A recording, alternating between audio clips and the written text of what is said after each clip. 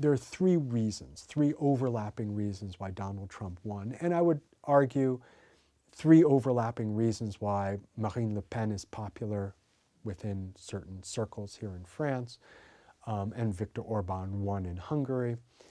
And those three reasons are, there's three backlashes: economic backlash, a political backlash, and a cultural backlash. The economic backlash is the one everyone talks about, a backlash against economic globalization. That globalization, like every other economic transformation since farming, since the Neolithic Revolution, has advantaged some people and disadvantaged others. And the benefits of this latest economic transformation seems to benefit an ever smaller number of people. And not surprisingly, people are upset. If we still had the remnants of either the New Deal in the United States or the kind of social democratic compromise that has been popular in Europe since after World War II, then people would not be as upset because there would be a safety net strong enough to sustain them as the economy moved forward. But there isn't.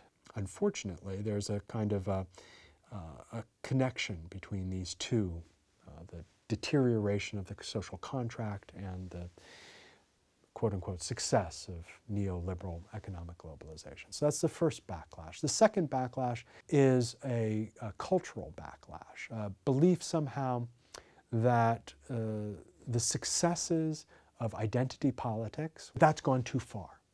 That's the perception among the mostly white men, to be honest, in the United States and in Europe.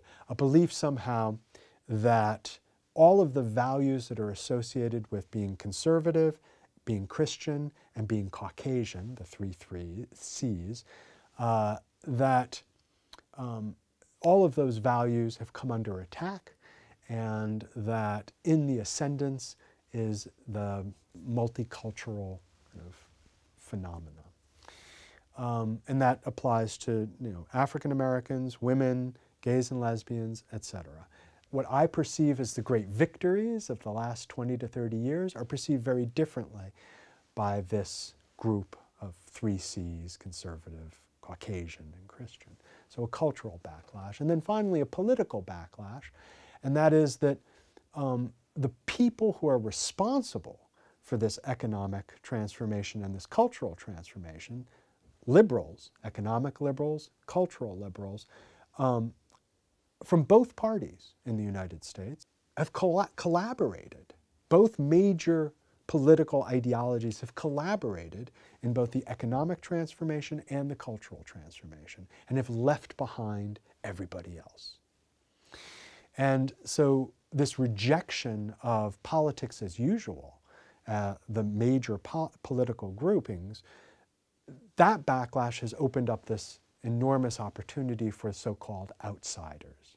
So if you take all three of those together, economic, political, and cultural, in retrospect, Donald Trump seems obvious.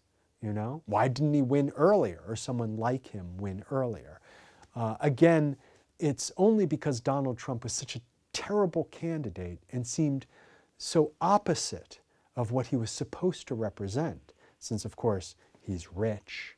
He was associated with politics as usual as a billionaire real estate person, and he was also kind of liberal, culturally speaking, up until recently, but he transformed himself into an outsider politician very cleverly in some sense, and could come to represent all three backlashes and come to power.